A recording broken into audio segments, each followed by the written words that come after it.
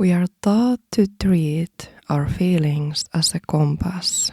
We assume that if a task feels draining before we begin, it's a reliable report on our capacity. It isn't. That sudden wave of fatigue you feel at your desk is almost never a reflection of your actual energy levels. To understand why your brain is essentially lying to you, we have to look at its primary function: prediction. Your brain is a predictive organ. It does not simply react to the world. It calculates what the future will require and prepare your body in advance. So when you feel a sudden wave of fatigue at the start of your task, it is not an intuitive feeling. It is a calculation based on defensive, outdated data. The problem isn't the data itself. It's the story we tell to explain it. This will require significant energy. Becomes, this is too hard. This is too hard. Becomes, I am not capable. You aren't incapable. Your internal narrator is just trying to explain a biological shift with a personal story.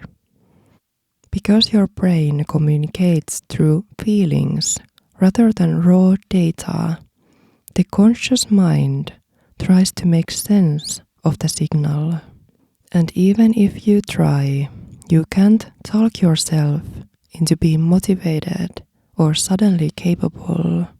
There is a reason why positive thinking usually fails.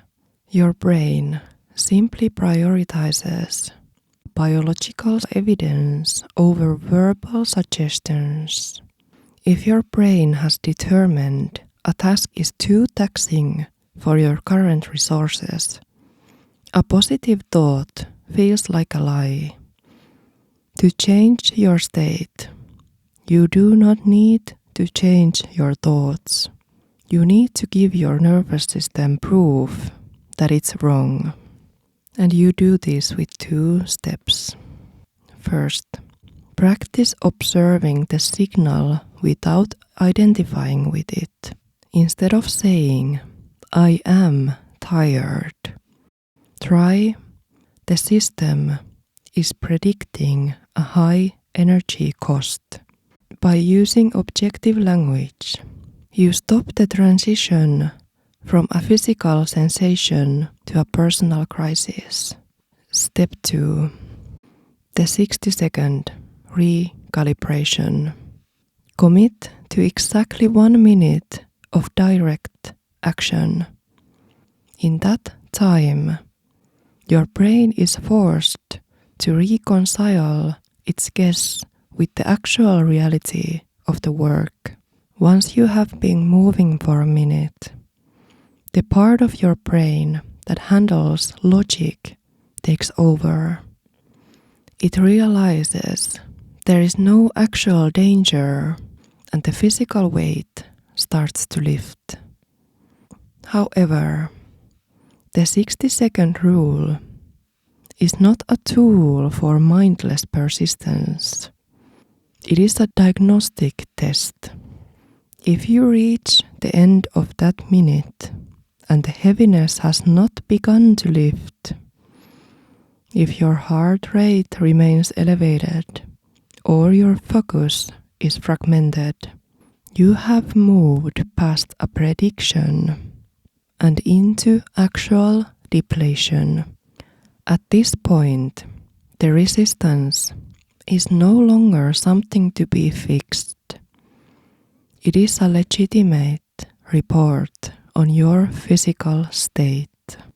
So, stop waiting to feel ready. Your brain is always going to prioritize safety and the status quo.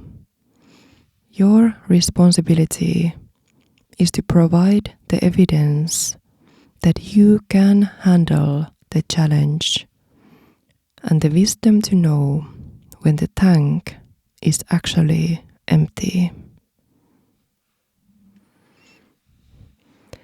In the next episode, we examine the case of women being unreasonable once a month. Until next time.